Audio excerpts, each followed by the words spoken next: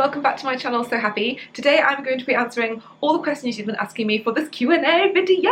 So some of you remember at the end of my last video I asked if anybody had any questions for us to do a little Q&A because we've reached over 2,000 subscribers, which is amazing and very exciting. So I love watching these, so I thought it'd be really fun to do one. So yay! Thank you so much to everyone who has been subscribing and asking questions.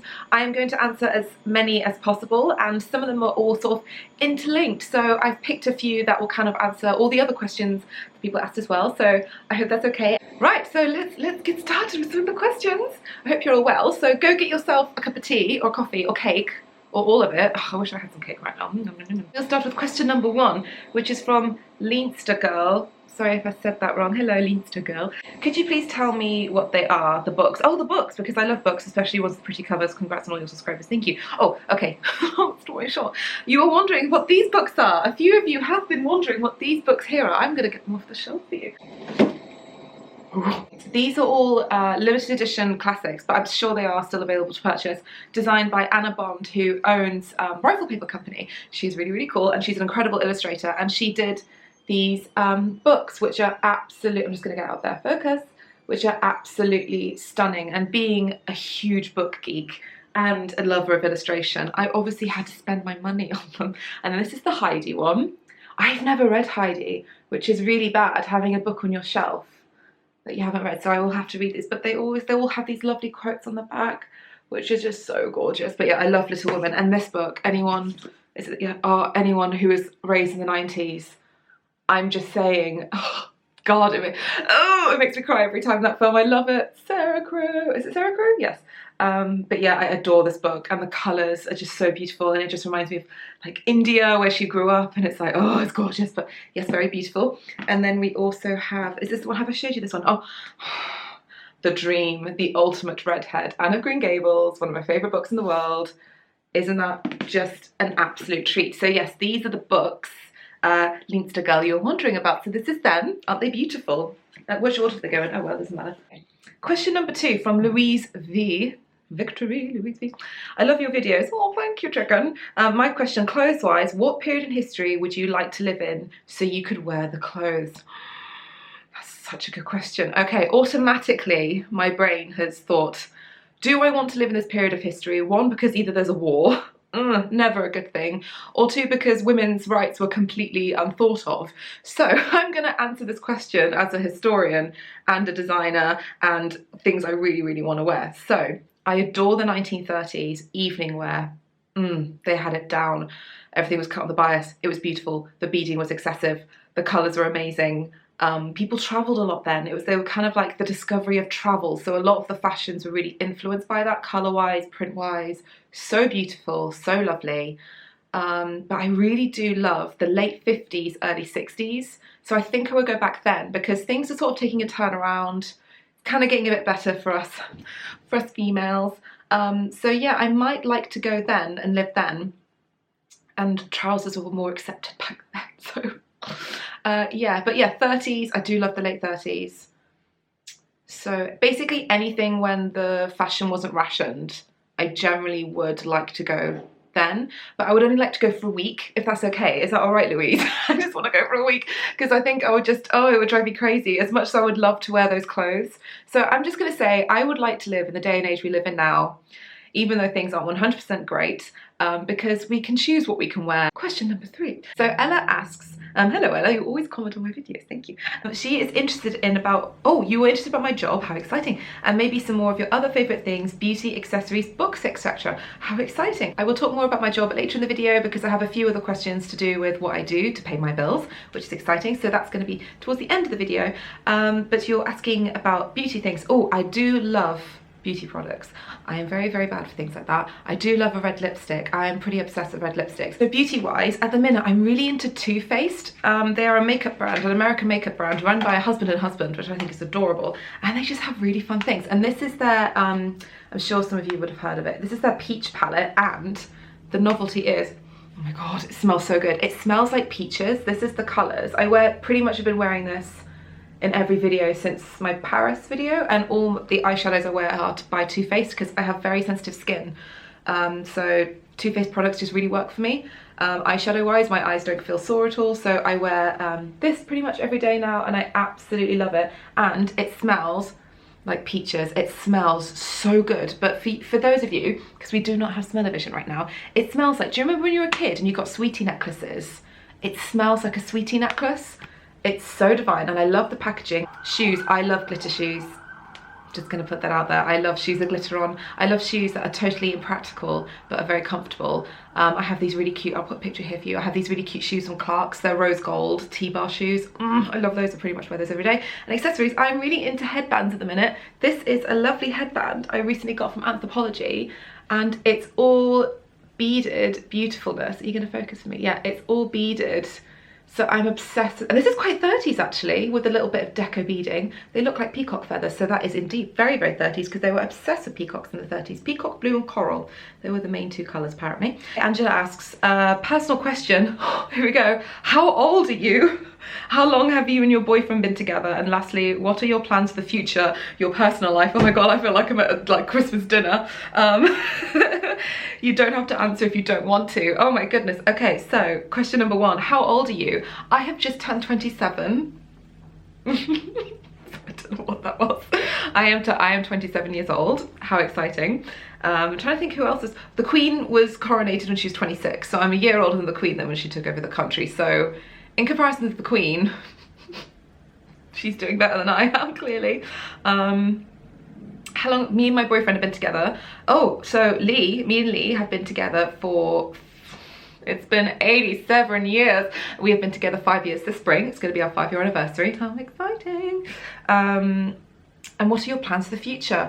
Oh my goodness, how daunting. A cat, I want a cat, and a sewing room. And I'd like to have my own house at some point. That would be lovely. So I could paint it any colour I want, outside and inside. So yeah, I hope that's a bit of juice for you there. That's yeah. Okay, so Jessie asks, I love your channel. Oh, thank you. I would love a red lipstick review, and maybe something like who's inspiring you right now. How exciting. Red lipstick review. I have some lipsticks to show, because I did read some of these questions before filming, just to get a rough idea. So, my dear, I'm going to do a mini review for you right now, just a teeny tiny one. My favourite red lipstick in the world is this one, which is in rose gold packaging. Can we just take that in for a second? Oh my goodness. It's Charlotte Tilbury's Red Carpet Red. And it's this one. I've had this one over a year. I got this on my birthday last year. Look at them outside, it's very messy. Yeah, this is my favourite red lipstick in the world. I'm wearing it today and I absolutely love it. And it lasts really well. I don't use a lip liner. I always put lipsticks on with a brush, so I like good quality lipsticks that don't bleed. And this one you only need like one coat, like, and you're done, you're good. It lasts really well. I love it, and it's beautiful packaging. And my sort of neutral lipstick is this one called Sexy Mother Pucker by Soap and Glory. Yeah, again, I only accept lipsticks in rose gold packaging. I'm joking. And it's this colour, and it's like a really pretty rosy everyday one, and it's got like little bits of glitter in it, so it makes your lips like really pretty. So yeah, I love that one, and that one's in the colour Naked Talent satin finish. So yeah, those are my lipsticks that I like. Who's inspiring me right now? Oh my goodness, lots of people. I love Valentino. I am obsessed with Valentino. Everything they make is just so beautiful. It's literally like a fairy princess's wardrobe. It's gorgeous. Everything they're doing, I'm just completely obsessed with. And also friend-wise, my friend B is really inspiring me right now. She is an illustrator and she works in the art industry. She works with galleries and prints and artists and things like that, and she does her own drawings, and I'm really obsessed with her right now. And she actually drew me one for me, which is really nice, called Sewing Mends the Soul, and I will put a whole one here, a whole picture of it here, and I really love it. And you can follow her on Instagram. I'll put the links down below, and she just does really lovely drawings, and you can ask for a commission from her if you want. She's been doing lots of exciting things like illustrating labels for a bakery, which is pretty cool. So yeah, you can check her out. She's really inspiring me at the minute because she's just going for it. I love her. I love her very much. I love you, BB, if you're watching.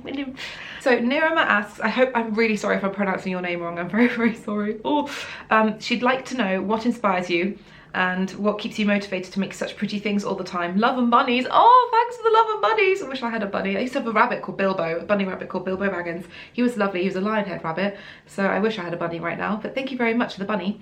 And what keeps you motivated to make such pretty things all the time? That's so nice of you. What keeps me motivated? Gosh. It's not really a motivation. I think it's just a joy. I just really enjoy doing what I do and making things for myself. I think it's just really fun, and it really makes me happy. So I really enjoy it, and I just love the feeling I get from it. And when you have something to wear at the end, I just really enjoy that process. So I think that's what keeps me motivated, is just being excited every day and waking up and really wanting to sew. So yeah, I hope that answers your question. It's just, you know, enjoying it, just enjoying it. So yeah, that's what keeps me motivated. And also making what you really want to make. I know you've got to be practical, and people, you know, you have to wear things, so to speak, that go with each other and that, you know, you're going to get a lot of wear off. But at the end of the day, if you see a fabric that's absolutely bonkers and you like it, just make it, just wear it, just enjoy it. It doesn't matter if it's covered in cats and bananas or whatever it is. Just enjoy it. And fashion's supposed to be enjoyed, and when you make things for yourself, you should make things that really make you smile with a fabric that's absolutely nuts. Just go for it. Do it. Just make what you like. I think that's another thing. Make what you really love to make. Amina asks, I love your videos and your energy. Oh, thank you.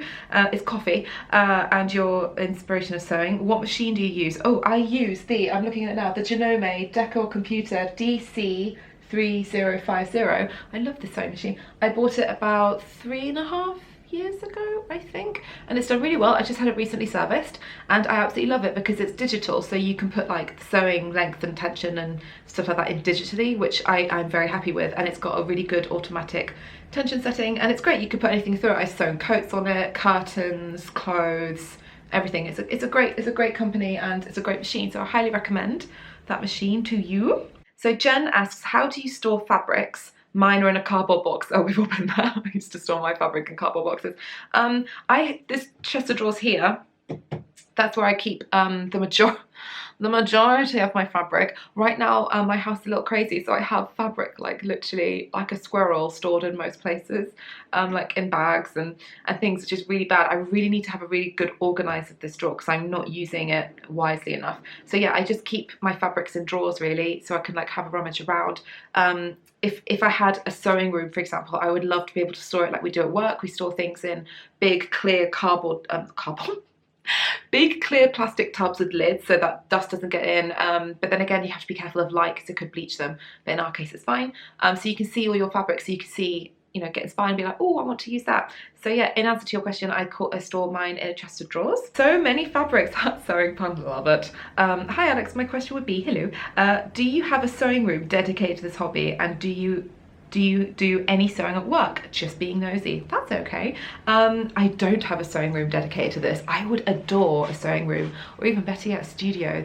That is like my real long goal, is to have a studio. I would love that. I would love a sewing room. I live with my boyfriend and we have a lounge. We only have a 1-bedroom flat, so in an ideal world I would have a second room and we can have that sewing room, but no, I just use the lounge. This is like the corner of my lounge, and there's like a table I can see over there by the window, so I just get my sewing machine out and do sewing there, and then have to put everything back away, which is annoying, but at the end of the day we do share a flat, and you know, it's a living space as well as a sewing space, so I have to be very mindful of that. At some point I would love to show you guys like a sewing room tour about how I store my fabrics once I've done everything all organized.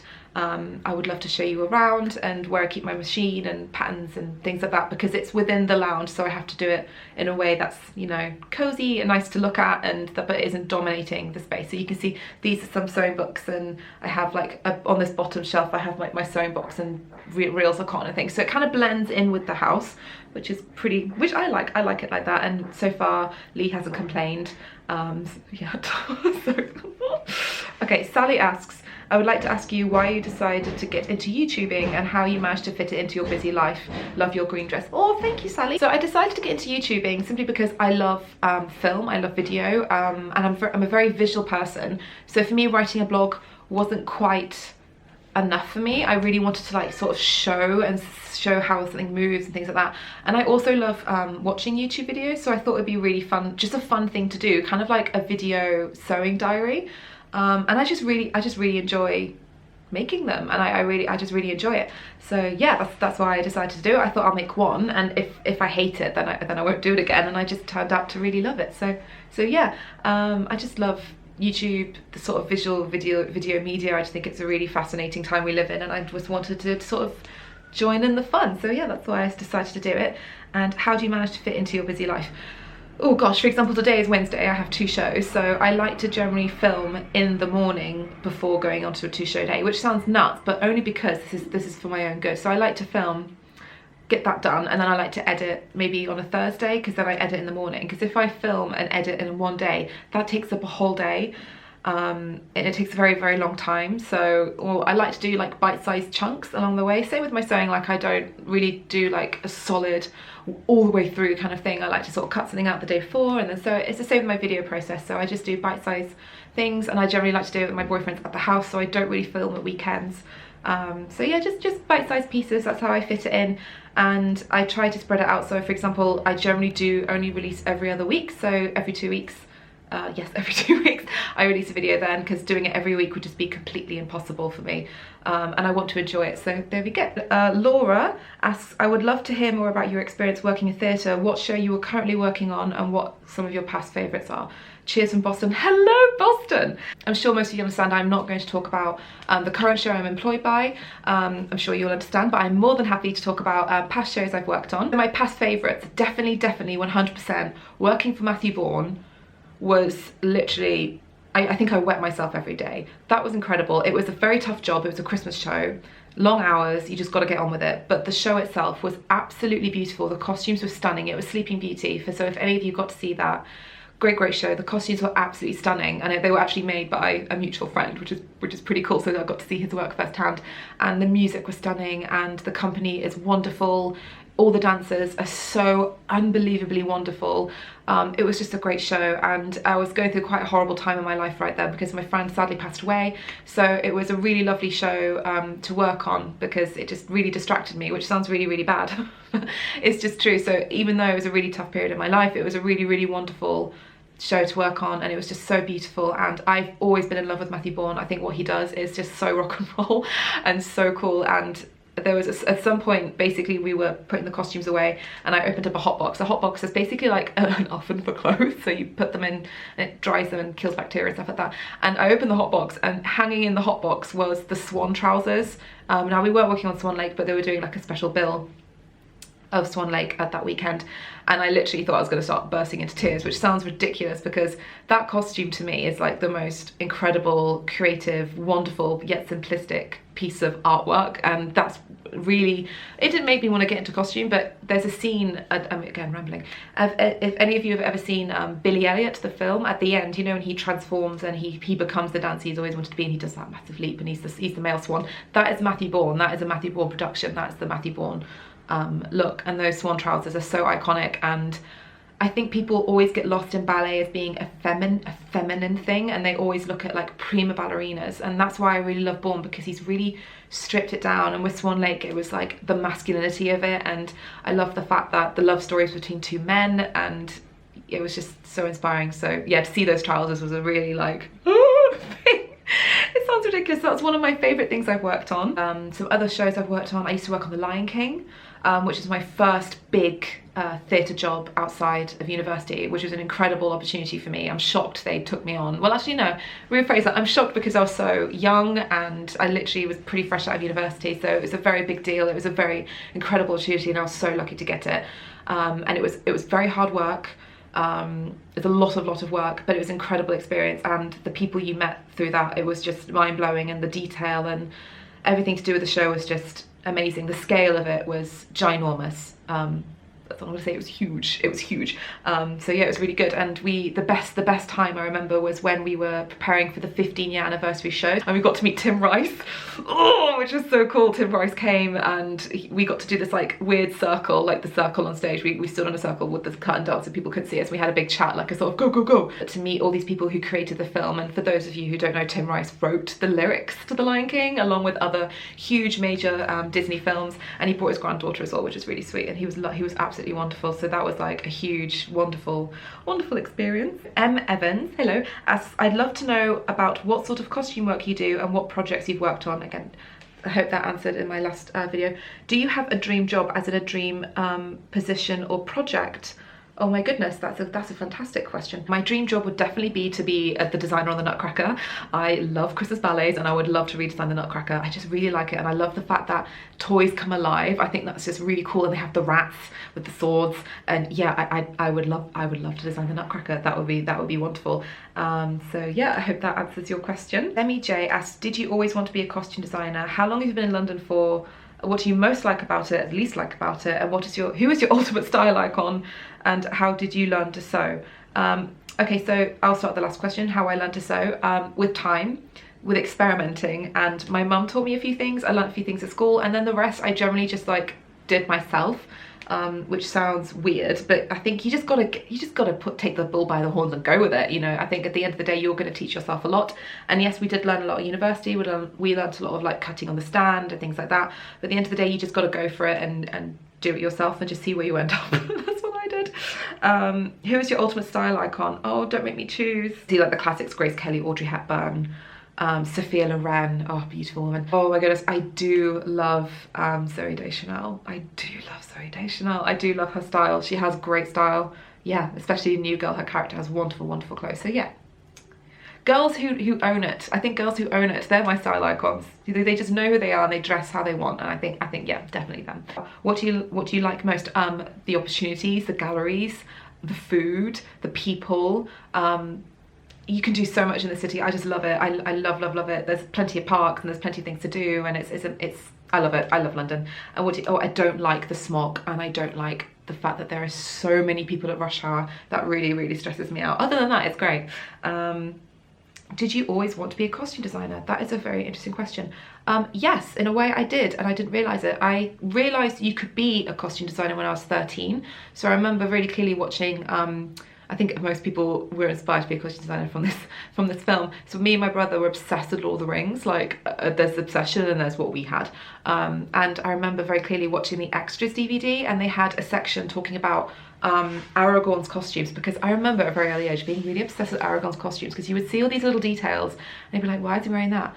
Why is he wearing that? Because he's meant to be like a ranger, so why has he got like nice jewelry, and he's got like these really cool leather things and stuff like that. And then the costume designer started explaining that, and then she came up, and Richard Taylor came up, who I'm obsessed with. I love Richard Taylor, and it just said, the banner at the bottom said like Nigella Dixon, I think that's her name, Nigella Dixon or Nigella, yeah, Nigella Dixon or Nigella Dixon. It said costume designer at the bottom, and I was like, hold the phone, pause the DVD, what is this? This is a job, you can do this, you can be paid to do this, this is fantastic. And I literally lost it, because I'd always been sort of doing costume design things from a very early age. I'd always like read books and think about exactly what they were wearing and why they were wearing it, and I would always come up with like scenarios in which to wear something to. It would always have an environment, and it would always be about the person wearing it. It wouldn't always be about like the fashion or what's in or who's trending. It would just be about the individual. So I think in a way I'd always been costume designing and designing with a character in mind, so not realizing it was an actual job. So yeah, I've been definitely pursuing to be a costume designer since about 13 years old. So yeah, and then from that moment on, I literally Googled like costume courses. I went to my first open day when I was 14 years old. Kathleen asks, do you design costumes for live stage performances / TV? I have designed costumes for theatre. I have not as yet designed costumes for TV. That would be lovely. But I have worked in costume departments on television, and it's a completely different kettle of fish. So it's literally like designing cars for different purposes. Like with theatre, you need to design something that's going to last, that's going to fit, that you can move in. With film, it's the same sort of purposes, but then you have to think about how it's going to appear on camera. You have to think about the distance of print, because for example, if you wear stripes and they're too close together, they wiggle on screen. You have to be careful with green things, because if you use a green screen, they're going to disappear. So yeah, there's lots of different elements that goes into that. So I would eventually love to do a TV show. That would be lovely. So Anna asks, that's an awesome last name, by the way, Anna, A-N-A Vojovic. Sorry, I'm pronouncing that wrong, but it looks really cool. I would be interested to hear how you got into the fashion and costume career and into sewing. Of course, all your makes, love all your makes. Thanks for sharing. Oh, thank you, Anna Perlanda Flowers. Hello, Anna. So how I got into the industry or my career. Okay. So like I said earlier, I've always wanted to work in costume, not so much fashion. I always felt like for me personally, there's a sort of a cut-off point with fashion, which I didn't feel suited what I wanted to do. So I always wanted to do something with characters, with a script, with a story, things like that. So I went on to do a degree in costume design in London. So at the time I was in Yorkshire, and I first did a foundation course in Yorkshire to then be able to go on to a degree. So in most art degrees you need a foundation course, so just basically where you learn lots of different things, you build up your portfolio, and then you apply for university. It's very, very rare that they will take you on if you haven't done a foundation. So in a way it's a 4-year degree. You don't have to do a degree. This is just something I wanted to personally do, and I really wanted to do because I'd always wanted to go to university, and I always wanted to go to a particular university. So I did that, and then after during uni I did a lot of work experience and placements and things like that, and then after university I just grabbed whatever I could, took every opportunity possible, and just went for it. There's no right or wrong way of doing it. Every single person I know who works in this industry got in a completely different ways, and their stories are completely differently. But I think the best thing I would recommend is to always want to learn. Definitely, because even if you do, for example, get a degree, people seem to think that once you get that scroll you're like gonna get an Oscar. That's not how it works. You will always continue to learn. You will always need to, you know, be learning more. The best people I've worked with have been in the industry for like forever and ever and ever, and they're still learning and they're still curious, and that's what makes them successful. So I think at the end of the day, as long as your brain always wants feeding, sketch everything, try and learn as much as possible, watch everything, whether it's film, theatre, TV. Yeah, try and see as much theatre and dance as possible. I know that's hard, easier said than done, because they are quite expensive, but if you get the standing tickets, that's what I would recommend. Yeah, stay curious. Just learn what you're interested in and branch that out. The reason I got really into home sewing was because I felt like my career had taken a path in which it was very not as creative as I wanted it to be, which is completely understandable, because when you work in the costume industry you have to do jobs like dressing and other things where, you know, you are working within the industry, you're working with costumes, you're learning so much, but at the end of the day you're not being as creative as you want to be. So I started home sewing to sort of reclaim that creativity, and you know what, it's probably the most fulfilling and nurturing thing I've ever done, which sounds very cheesy to say, but it's so true. I mean, think home sewing to me and becoming part of this home sewing community is so fulfilling, and it is so wonderful and so lovely, and it's just something I really, really, really enjoy. And it makes me so happy. It really, really does. Probably more so than I've ever been working on a film or in a theatre. And I know that sounds easier said than done, because work is work. It's called work for a reason. You are working, you are making money to pay your bills, and work is called work because it's hard work. So for me, the home sewing is kind of like reclaiming the fun daydream elements of that. So yeah, it's basically going back to basics of where I was thinking about something I'd like to make or something I'd like to design, and reclaiming that for myself. So instead I am the actress, not someone else. So I really hope you enjoyed that video, and sorry that it was very, very long and rambly, but I hope I answered all the questions that you liked, and thank you so much for watching, and see you again soon. Bye.